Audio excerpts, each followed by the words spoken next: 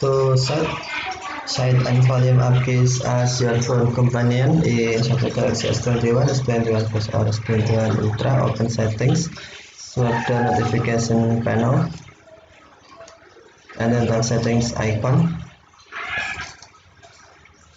Scroll down settings screen, find accessibility, and then tap accessibility. Tap advanced settings, and then select set and volume up keys. Scroll down, set and volume up keys screen, and then check your phone companion. Allow your phone companion to have full control of your phone.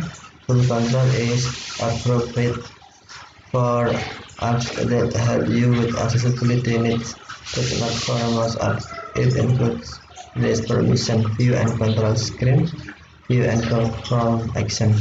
Tap allow if this works, and then uncheck other options.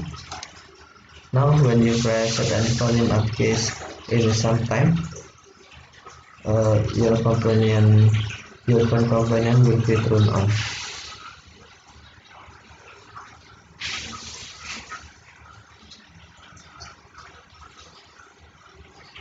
Okay, thank you for watching. Have a nice day.